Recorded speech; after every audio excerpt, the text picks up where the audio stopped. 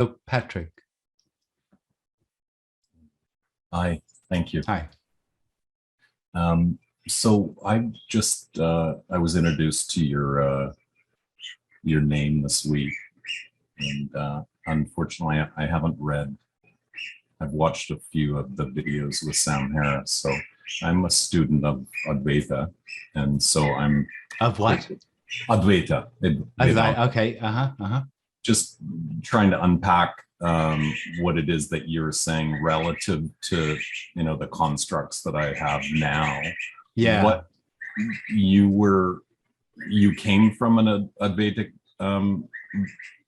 background? Is this So what we're talking about here has no relationship to Advaita Vedanta. okay? Other than the word Advaita, but we skip the word Vedanta. Okay. And so how do you describe manifestation?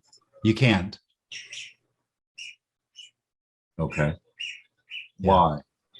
Because it's not a thing. But you can describe love, and that's not a thing. Well, I think I said that they didn't really point to it, or that they don't mean anything to the individual because they're not in comparison. So you could say that the manifestation, as you call it, I wouldn't call it that because nothing actually manifests. This doesn't actually come from anywhere. It's not like one thing becoming this, but you could say that it's unconditional, absolute freedom, or the absolute. You could say that. But of course, again, that's the end of comparison. We're having a mutual experience right now. No. There is no experience there, and there's no mutuality because there's no separation. All there are words happening. Sure. And it's nothing speaking, and it's nothing hearing, but there might be an addition to someone having the experience of hearing, which is the experience of separation. But now, it's nonetheless an experience. Yeah. If there's an experiencer, an owner of hearing, then it will seem like there's an experience, and that experience will seem real, and that's an illusion. Yeah, absolutely. But you're not denying the experience you're having right now, because you're absolutely. I'm not denying it. There just isn't an experiencer, so sure. There's no experience. But what are you experiencing right now? There isn't anyone here. There is nothing owning this. There's nothing that knows what's happening. Sure. Well, then let's just cut to the are you having a conversation with yourself right now? No one's having a conversation. There's just conversing. It's nothing conversing. Sure. Yeah. So would you not describe that as an experience? It's not an experience. There is no one owning it or knowing it. It just simply happens. So we have to get to ontology then with respect to the happening. Yeah. Would you allow the use of the word happening? Yeah, you could say happening, but you'd have to add on to it nothing. Sure. Yeah, it's nothing happening. So in this it's like there's word games going on, because there's at no point you're allowing for the introduction of a language to describe or narrate even the experience of separation. Yeah, but it's not a game. Yeah, it's not a game. It's pointing out that the narrator is an illusion. And absolutely. So all of the experience, or all of the need to have a narration for what's happening, is part of the illusion.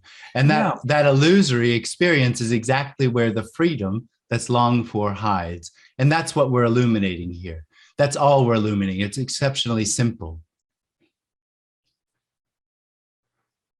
You won't discuss or narrate the notion that there is even separation. Right, because there isn't any. It's an illusion. what's an illusion then? Something that's not really happening. So you deny the experience of interacting with an image on the screen right now. Well, there's no denial of it. It's just obviously nothing happening. There's no denial. It's just pointing out, I understand that there might be an experience that knows what's happening, sees an image, imagine that's another reality over on the other side of the image, which is part of the experience of separation. That just doesn't happen here.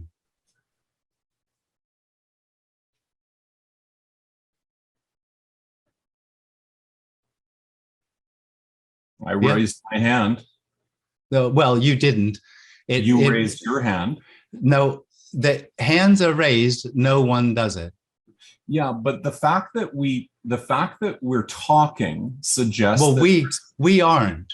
Talking is happening. Nobody's doing it. There might be the experience of an owner of talking, and that will be the experience of separation. What if I said that I accept that I recognize the mythology of the I, and that I recognize the mythology that talking is occurring, so to speak, but there is a happening. Not really. Maybe if I explain it as saying there is no time. So the appearance of talking isn't actually happening in time. If we put aside the notion or the mythology of time, it's not mythology. It is time. Time is a belief, and for the individual, the experience is real. It's not a mythology. And when that experience stops happening, it's seen to have never happened. And that's what this message is pointing out, that it's simply illusory. It's not a myth. It's not a belief or an idea. It's an experience. What's the difference between an illusion and a mythology? Well, a mythology tries to point to something else. It says that there's a story which points to a hidden meaning of some sort. Mm-hmm. A myth that sort of it tries to explain. That's how I understand it. Okay. Okay, thank you. All right, thanks.